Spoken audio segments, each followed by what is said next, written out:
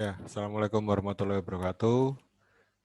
Ini pertemuan pertama untuk mata ajar keperawatan gerontik ya, khususnya mata ajar praktikum pada pengukuran skala Norton. Ya.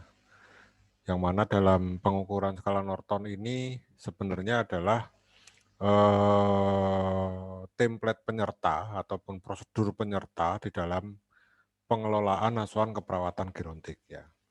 Nah, mungkin sebelum saya mulai, bahwasanya asuhan keperawatan gerontik ini berorientasi pada 3 asuhan keperawatan secara umum, yaitu ASKAP keperawatan gerontik pada individu, ya. Pada individu ini biasanya pada klinik ya atau pada rumah sakit yang berorientasi pada ASKAP KMP secara konsep, ya.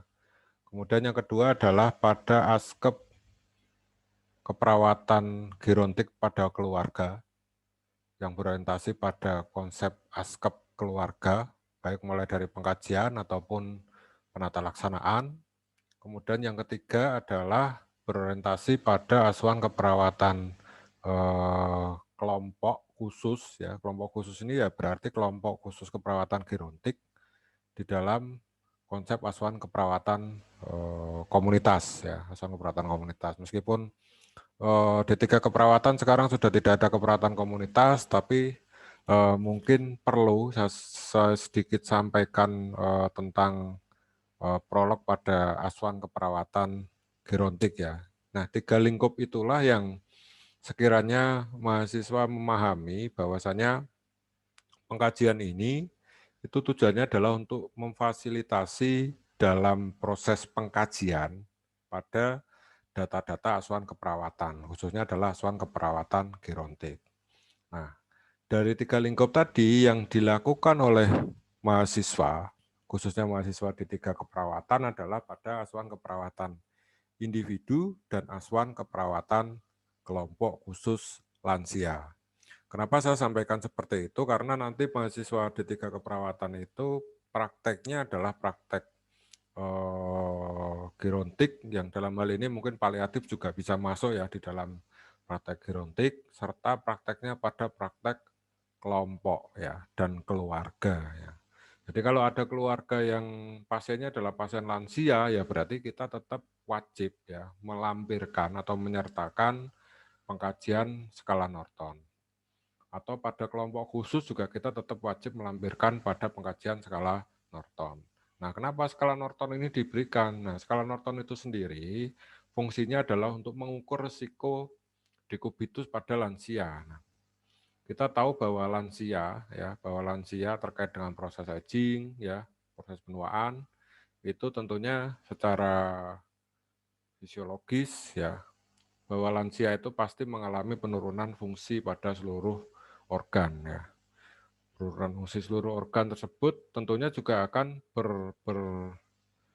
berimbas bahwasannya lansia itu pasti juga akan mengalami, meskipun tidak semua ya, jadi lansia itu juga nanti pasti akan mengalami masalah tentang mobilitas lansia itu sendiri. Nah, kenapa ini perlu kita kaji?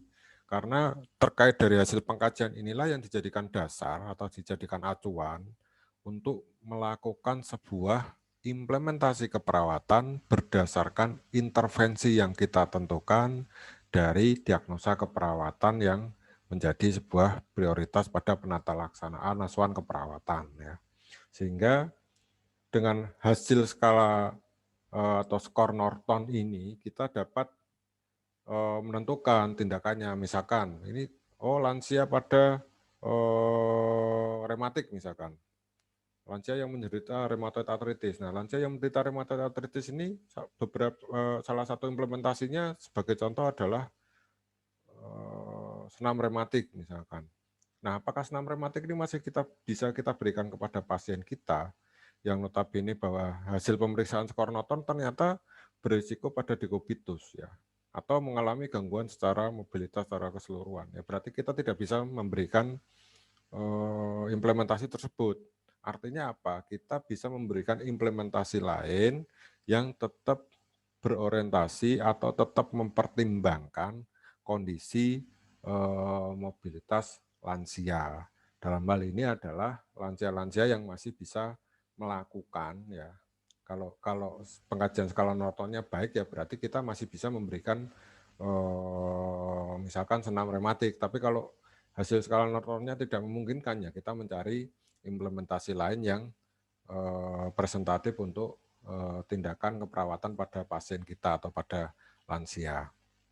Nah, di sini saya akan memaparkan bagaimana cara pengkajian skala Norton ya, meskipun mungkin di sini saya tidak mempraktekkan langsung ya, tetapi tentunya berdasarkan template ini saya yakin bahwa mahasiswa pasti bisa karena dalam poin-poin pengkajian ini semua konseptual pada poin 1 sampai poin 5 ini sebenarnya mahasiswa sudah mendapatkan pembelajaran secara akademik mulai dari semester 1 sampai semester 4 kemarin ya.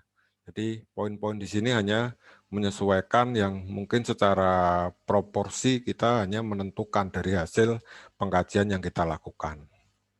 Ya, seperti yang saya sampaikan di awal ya, skala Norton ini adalah mengukur risiko dekubitus lansia. Mengukur risiko dekubitus lansia. Artinya apa? Lansia-lansia yang mengalami dekubitus tidak perlu lagi diukur skala Norton karena sudah jelas bahwa lansia tersebut mengalami masalah pasti dengan mobilitasnya. Kenapa? Karena mungkin mengalami mobilisasi yang lama ya. Karena lansia misal pasca stroke misalkan. Berarti lansia mobilisasinya terganggu dan sampai pada tahap mengalami dekubitus. Ya, ini tidak perlu kita kaji skala Nortonnya. Tetapi kalau pada lansia-lansia yang beresiko itulah yang harus kita kaji. Nah, bagaimana kalau lansia itu tidak beresiko? Ya tentu juga tidak perlu kita kaji. Ya, kita melihat apa? Pengkajian apa? Melihat pengkajian pada kebutuhan dasar manusianya lansia itu sendiri. Ya, indikasinya seperti apa? Itu kita kaji. Nah, ini adalah pengkajian penyertanya. Sama seperti pengkajian-pengkajian yang lain ya. Dan mungkin saya tambahkan lagi bahwa pengkajian penyerta pada lansia itu tidak hanya skala Norton aja, masih ada banyak ya, ada pengkajian depresi ya, pengkajian status mental ya, MMSE, North Scale itu beberapa pengkajian penyerta yang harus kita sertakan berdasarkan tadi prioritas ya. Kalau risiko ya tetap kita kaji, tapi kalau tidak perlu. Tetapi prinsipnya lampiran-lampiran pengkajiannya itu sebenarnya sudah detail dalam pengkajian lansia. Ya. Nah ini yang dikaji adalah sama seperti pengkajian yang lain, ada nama klien, jenis kelamin, agama, pendidikan, alamat, tanggal, berat badan. Nah ini berat badan, tinggi badan ini penting ya. Ini wajib dikaji ini. Berat badan, golongan darah kalau lansia sudah lupa ya tidak perlu ditambahkan. Ya, kemudian keadaan umum pasien berdasarkan skor yang ditulis di dalam pengkajian skala Norton ini. Misalkan yang pertama adalah kondisi fisik umum pasien. Nah ini yang melihat secara objektivitasnya adalah dari perawat. Apakah pasien itu bisa kita tentukan bahwa kondisi umumnya baik, kondisi fisik umumnya lumayan, kondisi fisik umumnya buruk atau sangat buruk. Ini semuanya sudah ada skornya masing-masing ya. Yang baik 4, yang lumayan 3, yang buruk 3, yang sangat buruk 1 misalkan. Nah, dari hasil ini misalkan hasilnya adalah 1. Nanti kita simulasikan hasilnya 1 semua ya. Berdasarkan analisis objektivitas dari perawat melihat ke pasien ya. Ini 1. Sangat buruk ya berarti kalau 1. Kemudian kesadaran. Kesadaran apakah pasien kompos mentis ya, apakah apatis, apakah konfus atau sopor atau koma atau stupor ya. Kita isi 1 lagi ya. Ini kita isi 1 lagi. Kemudian pada aktivitas. Bahwa aktivitasnya ambulan, ya ambulan ini artinya dengan dia bisa mandiri, melakukan segala sesuatunya bisa dengan mandiri ya. Kemudian ambulan dengan bantuan. Ya. Jadi bisa dibantu keluarga boleh, arti bantuan itu dibantu keluarga boleh, ya, atau dibantu dengan alat bantu juga boleh. Kemudian hanya bisa duduk, ya, ini pengkajian yang objektif ini bisa duduk, hanya bisa duduk saja, tidak bisa jalan, misalkan bisanya hanya duduk, kemudian tiduran terus. Nah, kita isi satu lagi ya, berarti poin 1, 1, poin 2, 1, dan poin 3, 1. Kemudian kita lanjut ke poin 4, terkait dengan mobilitas pasien. Ya. Pasien bisa bergerak bebas, ini poinnya 4. Kemudian sedikit terbatas, ini poinnya 3. Sedikit terbatas ini, poin 4 dan poin 3 ini sebenarnya tidak hanya poin 4 dan poin 3, semua poin ini sebenarnya korelasi ya, korelatif dengan poin 1, 2, 3, 4, 5 ini semua korelatif. Artinya secara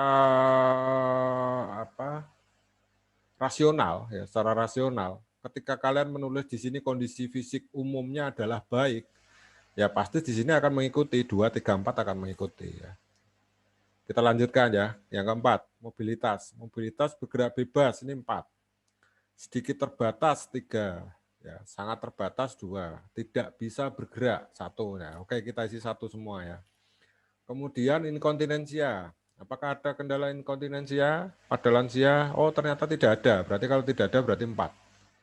Kadang-kadang ya. Kadang-kadang ini bisa pada waktu tidur atau pada waktu malam hari atau pada waktu siang hari yang bersifat intermiten ya. Kemudian sering inkontinensia urin.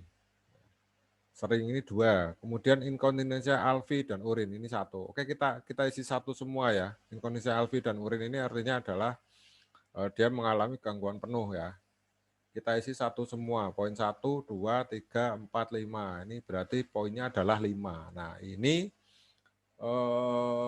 kita melihat sejauh mana hasil dari kategori atau penentuan kategori pada hasil skornya ya, berdasarkan interpretasi pengukuran tadi poin 1 sampai poin 5 bahwa isinya 1 ya 1, 2, 1 berarti kita mendapatkan 5 ya.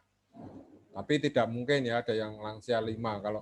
Kalau lansia 5 itu hasil skala Norton 5 itu pasti lansia sudah dekubitus ya. Tapi ini hanya simulasi aja sehingga harapan saya seluruh mahasiswa paham dengan apa yang saya maksud, sehingga nanti akan memudahkan pada waktu melakukan pengukuran skala Norton. Ya, kita tadi nilainya 5 ya, nilainya 5 berarti kategori skornya 16-20 ini kecil sekali atau tidak terjadi resiko dekubitus.